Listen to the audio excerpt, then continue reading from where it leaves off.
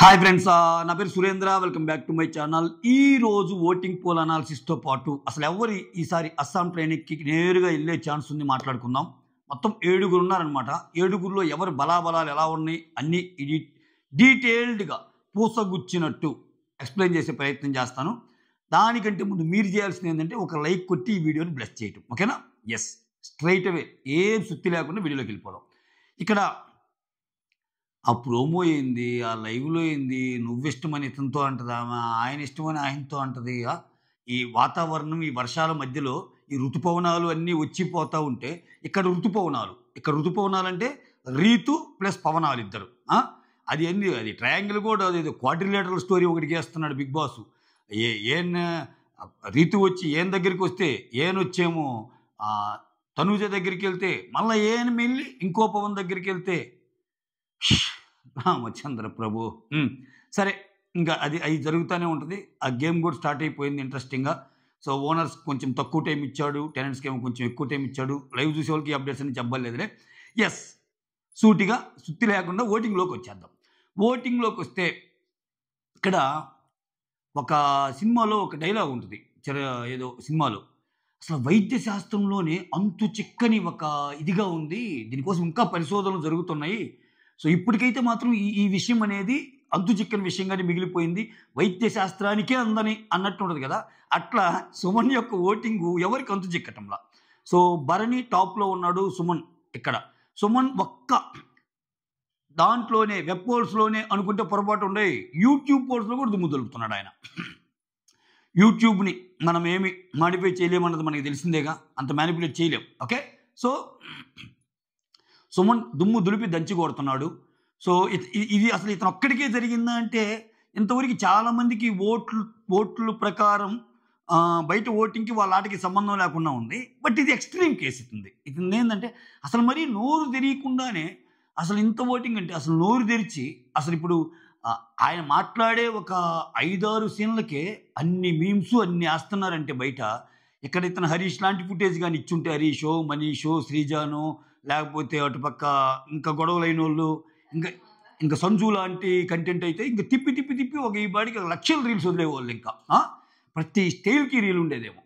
So ఓవరాల్గా Bharani first position, 6గురు వేసేసారు కాబట్టి ఆయనకి సింపతి వర్కౌట్ అయిపోయింది. దానికి తోడు భరణితో పాటు తనూజ వీళ్ళెవరు లేకపోవటం, ఇమ్మానుయల్ లేకపోవటం, ఎట్లయినా సెలబ్స్ని లైక్ చేసే వాళ్ళ ఓటింగ్ వాళ్ళకి పడి చెప్తే కామన్ మ్యాన్కి పడదు, ప్రస్తుతానికి అయితే పడదు. ఎందుకంటే వాళ్ళకి కనెక్ట్ అయిన వాళ్ళు వీళ్ళకి అంత కనెక్ట్ కాల. వీళ్ళలో కనెక్ట్ అయిన వాళ్ళలో 6గురికి కూడా పెద్దగా కనెక్ట్ కాలేకపోతున్నారు, వాళ్ళకే వేసుకుంటారు ఆ మిగిలిన వాళ్ళు కూడా. ఎందుకంటే దానికి వేరియస్ రీజన్స్. తనూజాకి హరీష్కి పడదు, తనూజాకి శ్రీజాకి కూడా అంతంత మాత్రం రిలేషన్సే, ఇవన్నీ ఉన్నాయి చాలా. సో ఓవరాల్గా వాళ్ళిద్దరూ టాప్లో ఉన్నారు, వాళ్ళకి అసలు ఏమాత్రం భయం లేదు. ఇంకా నెక్స్ట్ ఇంకా 7గురుగా 5గురు అంటే అసలు కొంచెమైనా డౌట్ ఉంది, అసలు ఒక్కరినైనా మనం డేంజర్ జోన్లో పెట్టొచ్చే ఇల్లు అంటే ఛాన్స్ ఉంది కదా, ఒక 1%, 2% అన్నా అంటే నేను మిగిలిన 5గురిని డేంజర్ జోనే అంట. ఓకేనా? 1 by 1 వస్తా, చివరికి వచ్చేసరికి ఈక్వేషన్ డిరైవ్ చేస్తా ఎవరు ఎలిమినేట్ అవుతారనేది నేను అనుకుంటున్న పర్సన్. ఓకే, 5గురు డేంజర్ జోన్లో ఉన్నట్టు. ఎందుకంటే వీళ్ళిద్దరే ఇక్కడ ఒక 40 అయినా, ఒక 35 అయినా, లేకపోతే ఒక 35 అయినా, ఒక 30 అయినా 65-70% వాళ్ళే గొలగొడుతున్నారు. ఇంకా మిగిలిన 30%ని 7గురులో వీళ్ళిద్దరు పోతే 5గురు షేర్ చేసుకోవాలి. ఆ 5గురులో అందరికీ ఒకరికి 5, ఒకరికి 6 అట్లా, కొంచెం ఎక్కువ కొంచెం తక్కువ, అందరూ డేంజర్ జోనే. కానీ ఈ 5గురు డేంజర్ జోన్లో కూడా కొంతమంది ఇంకొంచెం మనం కేటగరైజ్ చేయాలంటే ఇంకా సెట్ 2 ఆఫ్ పీపుల్ని చూజ్ చేసుకోవాలంటే హరీష్ ఉంటాడు, తర్వాత డిమాన్ పవన్ ఉంటాడు, ఫ్లోరా సేని కూడా ఉంటుంది. అంటే వీళ్ళ ముగ్గురిని సెకండ్ సెట్లో వేసుకోవచ్చు. అంటే పెద్ద ఎక్కువగా డిఫరెన్స్ మళ్ళీ కొంచెం ఎక్కువ వీళ్ళకంటే. ఓకే, సో వీళ్ళకి అవకాశాలు ఎక్కువ. అసలు 5గురులో కూడా ఎవరు పోరు అంటే వీళ్ళ ముగ్గురిని పక్కన నెట్టచ్చు. డిమాన్ పవన్ ఆల్రెడీ ఆయన కామనర్స్లో బాగా ఓటింగ్ ఉన్న అతను, ఇక్కడికి వచ్చి లాస్ట్లో పడిపోయినా ఇప్పుడు ఆయనకంటే కింద ఉన్న వాళ్ళు వచ్చారుగా, మనీష్ అండ్ ప్రియా వాళ్ళు ఉన్నారుగా. సో హరీష్కి వీళ్ళంత తక్కువ పట్టడం లేదు. ఫ్లోరా సేనికి ఓటింగ్ అలవాటు చేశారు. ఫ్లోరా సేనికి ఆల్రెడీ ఒక వీక్ ఓటింగ్ పడింది కాబట్టి ఆ చేతులన్నీ రెడీగా ఉంటాయి. మోర్ ఓవర్ ఇది ఎలా ఉంటుందంటే, నువ్వంటే ఇష్టం అని నీకు ఓటేస్తున్నా అనేదానికంటే మిగిలిన వాళ్ళలో ఒకరు పోవాలంటే నువ్వు ఉండాలని ఓటింగ్ వేసేవాళ్ళు ఎక్కువ ఫ్లోరా సేనికి. సో ఆ రకంగా ఆమె కూడా బయటపడే ఛాన్స్ ఉంది. ఇంకా ఇద్దరిలో ప్రియా అండ్ మనీష్. మనీష్కి ఎక్కువ ఛాన్సెస్ ఉన్నాయబ్బా, సింపుల్ వెళ్ళిపోవటానికి. ఎందుకంటే ఈయన ఫస్ట్ నుంచి చూస్తే అగ్ని పరీక్ష అప్పుడే ఇతనికి ఓటింగ్ లేదు, అగ్ని పరీక్ష అప్పుడు ఓటింగ్ లేదు ఇతనికి. సో అందుకే వీళ్ళ ద్వారా కాంటెంట్ కావాలి, బట్ ఓటింగ్ లేదు కాబట్టి ఇతన్ని కానీ హరీష్ని కానీ శ్రీజకు ఓటింగ్ ఉంది, మరి జూరీ కేటగిరీలో తెచ్చారులే. సో తెచ్చాడు. అటువంటిప్పుడు ప్రియా అండ్ హరీష్తో పోల్చుకుంటే ప్రియాకి అగ్ని పరీక్ష నుంచి ఓటింగ్ పడతానే ఉంది. ఇక్కడ కూడా ఇతని దరిద్రానికి ఇతను శ్రీజతో పెట్టుకోవటము, శ్రీజకి ఈయనకి బట్టంలా. శ్రీజ ప్రియాలు కొంచెం క్లోజ్గా ఉంటారు. ఇప్పుడు శ్రీజ ఓటింగ్, ఇప్పుడు సెలబ్స్ ఓటింగ్ ఎలాగో ఏమకేరు ప్రియాకి, అట్లీస్ట్ కామనర్స్లో శ్రీజ నామినేషన్లో ఉంటే వేద్దాం అనుకునే వాళ్ళు ఎవరైనా శ్రీజ ఓటింగ్ ప్రియాకి వేసే ఛాన్స్ ఉంటుంది, ఒకవేళ లాస్ట్లో ఈక్వేషన్స్ ఏమైనా టర్న్ అయితే. ఆ పరంగా చూసుకున్నా కానీ ఇతనికి ఇంకా సెలబ్స్ నుంచి ఏమన్నా కొంచెం ఏదన్నా ముగ్గు చూపించే ఓటింగ్ ఇతనికి పడిద్దా అంటే తనుజ ఫ్యాన్స్ ఇతనికి ఏరు, ఇమ్మాన్యుల్తో గొడవ ఉంది, ఇమ్మాన్యుల్ ఫ్యాన్స్ ఇతనికి ఏరు, ఇతను అందరితో సున్నం పెట్టుకున్నాడు. Okay, so chances are nil. Celebs వాళ్ళు వాళ్ళకే పోదు. ఇప్పుడు బర్నీకి అంత పర్సెంటేజ్ పడుతుందంటే తనుజ ఓటు బర్నీకి పడుతున్నట్టు, ఇమ్మాన్యుల్ ఓటు కూడా వీళ్ళు కామనర్స్లో ఎవరికి పడదు, వాళ్ళకి పడిద్ది. ఈ డిమాండ్ పోనికి కొంచెం రీతు ఓటింగ్ పడవచ్చు. ఇక్కడ ఏంటంటే తక్కువ మంది ఉన్నప్పుడు ఏంటంటే లేనోళ్ళ ఓటింగ్ కూడా మ్యాటర్ అయ్యిద్ది. అసలే ఆమె ఋతుపవనాలలాగా, ఋతుపవనాలు అంటే రీతు ప్లస్ పవన్ స్క్వేర్ పవనాలు, రితు పవనాలు ఈక్వల్ టు ఋతుపవనాలు అన్నట్టు ఒక అతను డెరైవ్ చేసి చెప్తే నాకు మైండ్ పోయిందబ్బా, ఏమి ఈక్వేషన్ లాగావు మాస్టారు అనుకున్నా నేను. ఇట్లుంటుంది. సో ఓవరాల్గా చూసుకుంటే ఈ ఓటింగ్ని బట్టి ప్రస్తుతానికి మాత్రం మనీష్ క్లియర్ కట్ డేంజర్ జోన్లో ఉన్నాడు. ఓకే, అదేంది రేపు మారుస్తే ఎట్టైనా ఉండొచ్చు కదంటే అప్పుడు ప్రియా మనీష్లు ఎవరైనా వెళ్ళొచ్చు. వీళ్ళిద్దరే ఎట్ట వెళ్తారు, వాళ్ళకు కూడా పెద్ద అతిగా ఏం లేదు కదా ఓటింగ్ అంటే అప్పుడు ఈ 5గురిలో కూడా ఎవరైనా వెళ్ళొచ్చు. ఫస్ట్ వీళ్ళు 5గురు డేంజర్ జోనే, వాళ్ళిద్దరు తప్పితే భరణి అండ్ సుమన్ శెట్టి తప్పితే. ఈ 5గురిలో మనం ఇంకొంచెం డ్రిల్ డౌన్ చేయాలంటే ప్రాసెస్ ఇదనమాట. హరీష్కి కొంచెం ఓటింగ్ ఉండొచ్చు, ఫ్లోరసేనికి కూడా ఉండొచ్చు. ఆ తర్వాత డిమాండ్ మోన్కి ఆల్రెడీ ఉంది, ఆయన లాస్ట్ టైం కూడా సేవ్ చేశాడు. నేను అనుకోవటం లాస్ట్ టైం అసలు యాక్చువల్గా అది ఒక జిమ్మిక్ లాగా అనిపించింది నాకు. ఎందుకంటే పోల్స్ అన్నిట్లో ఆశా షైని అండ్ వెళ్ళిపోయిన సృష్టి లిస్ట్లో ఉన్నారు. సో వీళ్ళకి ఒక జలక్కిద్దామని చెప్పి ఒక కామనర్ని ఒక వీళ్ళని పెట్టి అతను తీసేసారేమో అనిపించింది.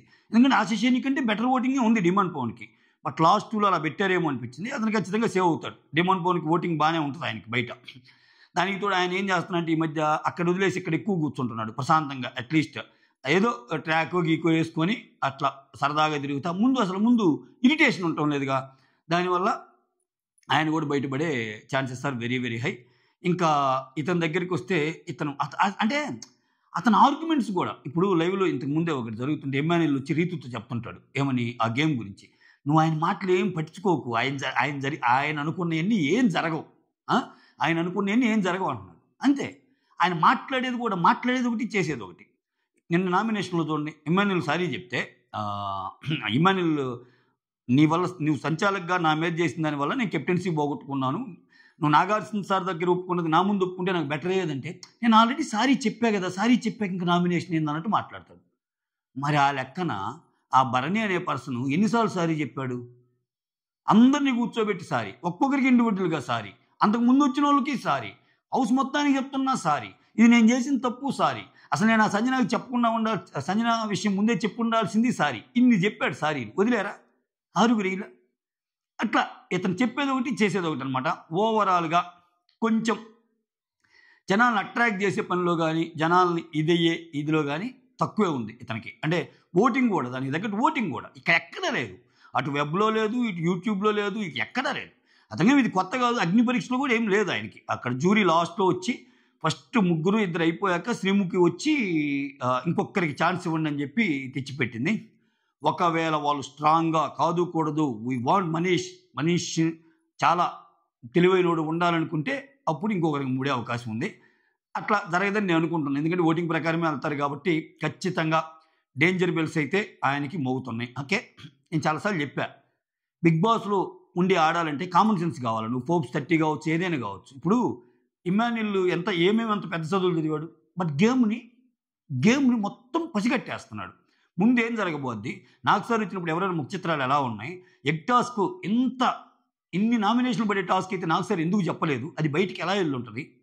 సో ప్రతి స్టెప్ ఇంట్లో వాళ్ళని గెస్ట్ చేస్తున్నాడు, బయట ఏం జరిగి ఉండొచ్చు అనేది ఆలోచిస్తున్నాడు. హౌస్లో కూడా ఇతను నిన్న నాకు వచ్చి శ్రీజాత ప్రియ గురించి ఎలా చెప్పి ఇప్పుడు ఇలా వేసాడు ఏంటి, అతని స్టెప్ ఏంటి, హరీష్ ఆయన ఏదో చెప్తుంటారు డైలాగుల కోసం, ఆయన ఏదో ఒక ఫిల్టర్ పెట్టుకొని వచ్చి ఆలోచించి అట్టేదో అంటున్నాడు నన్ను బ్యాడ్ చేయటానికి. ప్రతి ఒక్కరి గురించి ఒక్కొక్కటి. సుమన్ శెట్టి గురించి కూడా విశ్లేషించాడు. అమ్మా నువ్వు సుమన్ శెట్టి జోలికి వెళ్ళొద్దు, అమ్మా నువ్వు ఆయన జోలికి వెళ్ళొద్దమ్మా, ఆయన ఒక ఇదమ్మా అనేది సినిమాలో డైలాగ్ ఉంటుంది చూడటనే ఆయనకి బయట బాగానే ఉండేటట్టుందమ్మా సిచ్యువేషను, ఆయన జోలికి వెళ్ళొద్దమ్మా అని చెప్పటం. ఇవన్నీ చూస్తే ఇది కదా బిగ్ బాస్కి కావాల్సిన డిగ్రీ, పిహెచ్డి, ఇవన్నీ డబుల్ పిహెచ్డి అవన్నీ అవి. ఇది కాదు, ఇది మరీ ఓవర్ థింకింగ్ వెళ్తుంది తన ప్రాసెస్. సో మనీష్ ప్రాసెస్ కష్టమే. ఓవరాల్గా ఎలా ఎలా ఎలా చూసుకున్న డేంజర్ జోన్లో మనీష్ ఉంటాడు. ఇంకా అంటే మనీష్ ప్రియాలో కూడా ప్రియ కొంచెం ఎడ్జ్ ఉండటానికి ఏంటంటే మనము అన్ని పారామీటర్స్ చూసి చెప్పగలుగుతున్నాం. ఇప్పుడు ఆమంటే కోపం ఉన్నా కానీ ఈయంతో పోల్చుకుంటే ఆమె కొంచెం ఓటింగ్ ఎక్కువ పడుతుంది. ఓకే, ఈయంతో పోల్చుకుంటే ఆ మిగిలిన వాళ్ళు ఎవరో ఏమో కొంచెం సపోర్ట్ చేయడానికి ఛాన్స్ ఉంది. ఎందుకంటే ఏమో కొంచెం ఈ మధ్య వీళ్ళతో కూడా బాగుంటుంది, రీతుతో కానీ తనుజక్క అంటుంది.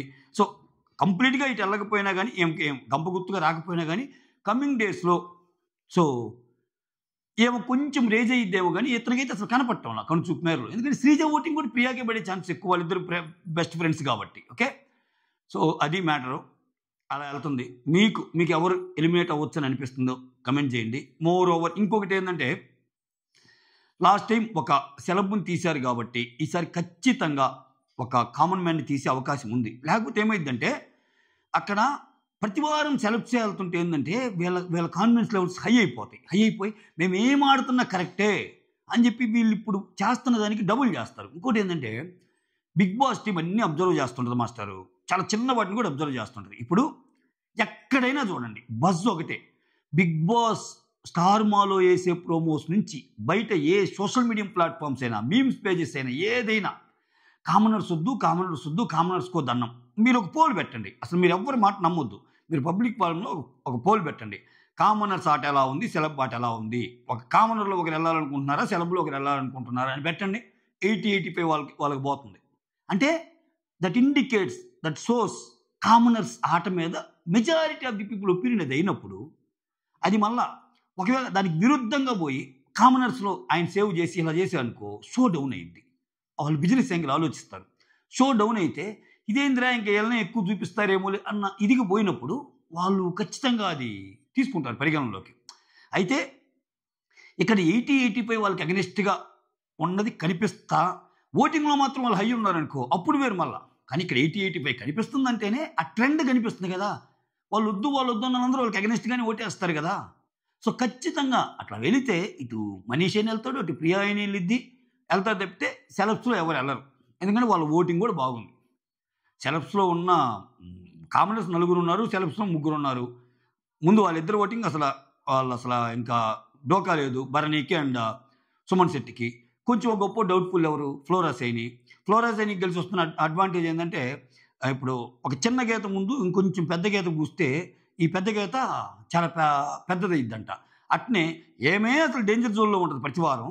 ఏం అదృష్టమో నేమ కంటే తక్కువ ఓటింగ్ వచ్చిన వాళ్ళు ఇంకా కింద ఉంటున్నారు. సో సేవ్ అయిపోవడానికి ఛాన్సెస్ ఉన్నాయి. ఫ్లోరా సైన్ ఇంకొకసారి షాక్ అవ్వబోయే టైం ఉందన్నమాట. ఎందుకంటే ఆమె లాస్ట్ టైం ఆమెని మీరు కావాలంటే ఆ ఎపిసోడ్కి వెళ్ళి చూడండి. ఫ్లోరా సైన్ యువర్ సేవ్డ్ అనగానే అన్నట్టు ఆమె షాక్ అయిపోయింది.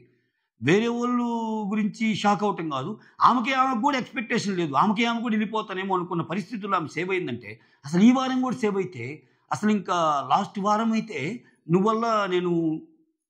నీ వల్ల నేను ఉన్నానన్నావు, మరి ఈ వారం ఎలా సేవ్ అయ్యాను సంజన చెప్పు మేడం, మీరు తప్పు మాట్లాడుతున్నారు మేడం అని ఏం మీదకి పోయి నువ్వు అసలు నీ ఆట నచ్చదు ఏమో నచ్చదని ఆమె ఆమెనని ఏదో మొత్తానికి కొంచెం గొడవ అయితే క్రియేట్ అయ్యిద్ది.